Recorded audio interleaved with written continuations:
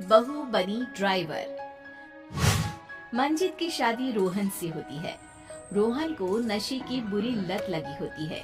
एक दिन, अरे माँ, मेरा एक साइड का शरीर काम नहीं कर रहा है। मैं आज खेतों में कैसे जाऊंगा? अरे बेटा, ऐसा ना बोल। तेरे पापा के जाने के बाद से तू ही घर चलाने का सहारा है। मैं डॉक्टर को बुला लाती हूँ।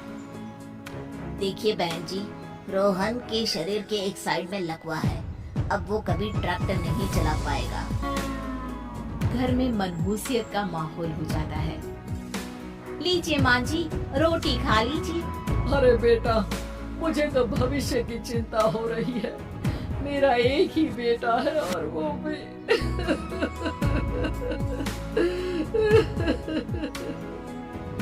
माँ जी, आप चिंता न करें। जब तक ये बीमार है मैं खेत जाकर काम कर लिया करूँगी।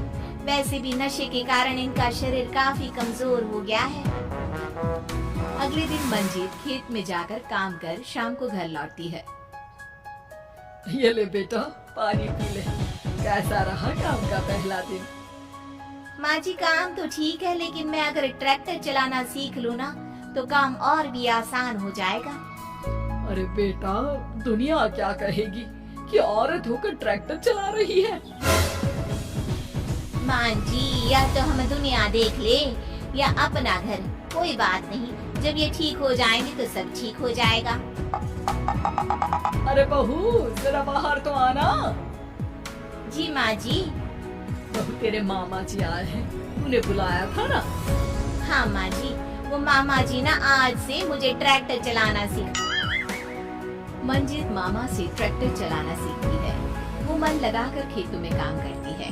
और एक दिन, माँ जी, पता है इस बार पूरे गांव में सबसे ज्यादा फसल का उत्पादन हमारे खेतों में हुआ है। इस साल तो खूब पैसे आएंगे। हाँ। सास खुश नहीं होती है। वो चुपचाप वहाँ से जाने लगती है। तभी मंजीत उसे रोक लेती है।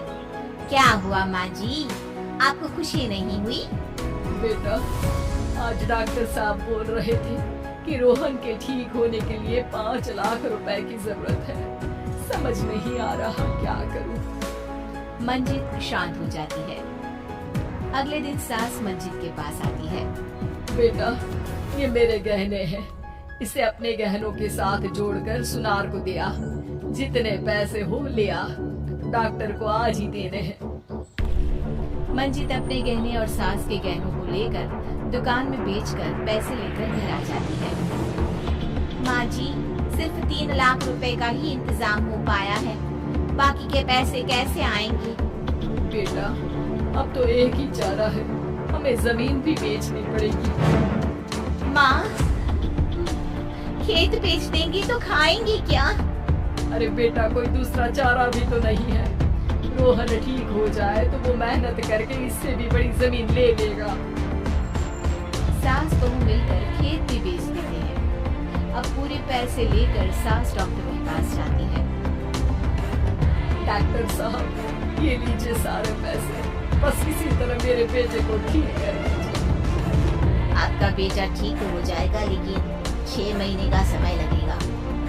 सास बहू सोच में पड़ जाते हैं कि अब तो कोई जरिया भी नहीं रहा जहाँ से उन लोगों को कमाई हो। अब कमाएंगे नहीं तो खाएंगे क्या? माँ जी, मेरे माता पिता ने लड़की होने के कारण मुझे ज्यादा पढ़ाया लिखाया नहीं, लेकिन ट्रैक्टर चलाना सीखकर मैं कुछ काम करने के लायक तो हो ही गई हूँ। अरे बेटा, ट्रैक्टर अब कहाँ चलाएगी? खेत तो बिक गए हैं। माँ जी, मैं किसी और के खेतों में दिहाड़ी में काम कर लूंगी, कुछ तो पैसे आएंगे ही ना। ये कहकर मंजित काम करना शुरू कर देती है। जैसे तैसे उन पैसों से गुजारा चल ही रहा था। माँ जी, पास के अस्पताल से मुझे नौकरी के लिए ऑफर आया है। पैसे भी ये 4 गुना ज्यादा मिलेंगे और अब खाने पीने दवाई के साथ हम कुछ पैसे भविष्य के लिए भी जोड़ पाएंगे। लेकिन काम क्या है बहू? माँ जी, मुझे अस्पताल की एम्बुलेंस चलानी है। तू तो मेरी बहू नहीं, बेटा है बेटा। जरूर जा बेटा।